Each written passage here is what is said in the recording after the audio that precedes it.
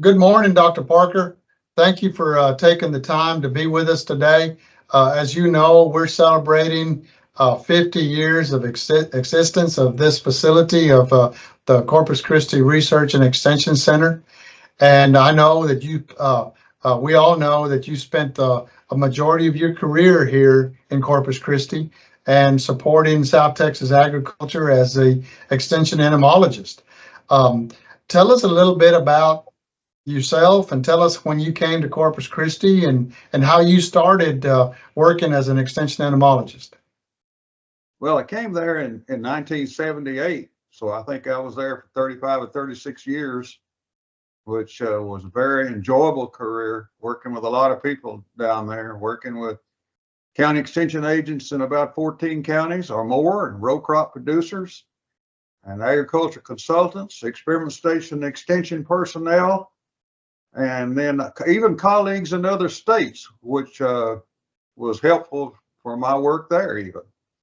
Oh, good. Well, as you worked there, what was your main role? What were you tasked to do when you came to Corpus Christi? Well, of course, I was extension entomologist, which deals with insects. And so my main work revolved around working with row crop producers. I did work with a few ranchers early on, external parasite control, until Joe Pascal came to that location. Then worked with the general public a lot because we had a lot of calls about insects. And how did you work with county extension agents all across the region? Because I know that you worked with agents throughout the valley. You actually worked through the coastal bend, upper coast. How would you work with county extension agents? What was the network there? Well, we did a lot of programs in the counties, and the county agents helped us find locations to run many of the tests that we ran. And we ran a lot of on-farm tests. And as I mentioned, in the early years, before Joe Pascal got there, we did a lot of external parasites on cattle on ranches there. So that was all some good work. It's good to do it on farm where people that are on the farm can actually see the work being conducted. Tell me about the crop tours. I know you spent lots and lots of miles driving up and down the roads going to crop tours and what you actually, how you contributed at those crop tours. Well, we had normally a team of people out of the Corpus Christi Center, and even that came from College Station, the specialists to work on those tours in the various counties. And I think we did 16 to 18 tours every year. And I look forward to that. It was a lot of work, but it was a lot of fun to go to some of our test locations so other people could see what was being done in the various counties. Awesome. Very, very good. Now, can you tell me also some of more of the impactful projects that you were involved in? For example, some of the things that come to mind is boll weevil eradication and different projects like that. I know it wasn't centered here at the center, but you certainly were a big part of that, providing consultation to the initiative, and tell us a little bit about how that worked through to get to the point that we are now. Well, I'll tell you, that boll weevil eradication program was a very difficult program in the early years. I had done my PhD research at Uvalde and in Central Texas on the boll weevil and cotton. And that way I was kind of prepared for that, but it was very difficult in the early years, but it sure did pay great dividends. And I'm still on the steering committee for the Texas program. And how significant was the boll weevil eradication, and what did it do to move South Texas agriculture forward? Well, I think that one way to put this would be, we used to use a lot of insecticide on cotton, and a lot of it was for the boll weevil. And actually, I think nowadays there's even more insecticide used on sorghum than on cotton, and it used to be the other way around. Okay, well, thank you for that. Appreciate that as well. Any other projects that come to mind that you were that you were involved in that you were contributed significantly out of the center? Some of the tests maybe that you remember? Oh, yes. Let me mention the work in stored grain. I did a lot of work, insect control in stored grain, both sometimes on farm and at country elevators. And also there at the center, we did a lot of testing in 35-gallon drums of grain.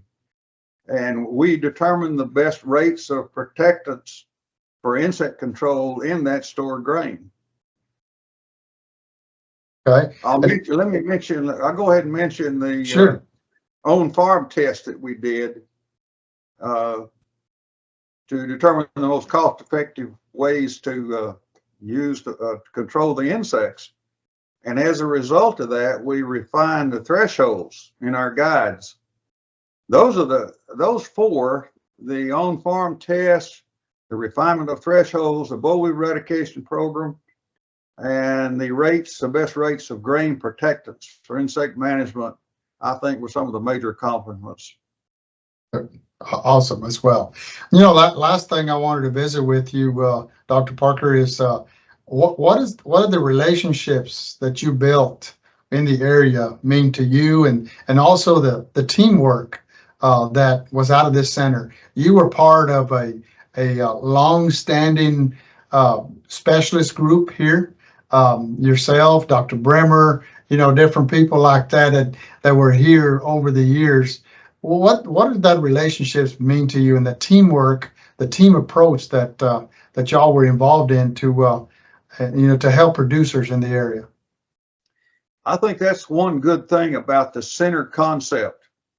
That you've got all the various disciplines represented, not only extension but experiment station, and we were officed right next to each other. And that made for an outstanding working relationship at Corpus Christi. And it was just paid great dividends and helped me understand the plant. For example, I'm an insect guy. But if you do that, you've got to be able to understand how the plant grows and develops that you're working with and how it relates to the insects that are on those various types of plants. Well, that's very good to know. And again, thank you so much for your time. Those were the questions that I'd like y'all. Is there anything else that you'd like to add in relation to your time here? How many years can you remember how many years you actually were here? You said 35 years, you said, or something like that? Yeah, it was 35 plus years. Actually, after I retired, I continued to work for nothing. I tell people sometimes that I was overpaid during my career, so I kept working after that to kind of make up some of that. And one thing that also that you were very instrumental in as well is working, having agents complete through the direction of Mr. Lynn Wilson, is to have result demonstration handbooks. And I know that you compile those result demonstration handbooks from over the years. I have them in my possession here at the office, and I showed them to a prospective entomologist that came to visit with us the other day. There was an individual that came over to visit about potentially taking your old job, and I showed him the result demonstration handbooks, and he thought they were extremely valuable. And we're going to try to put them digital. And try to digitize them. That way we can keep them in a little better place rather than them going to waste there in those boxes.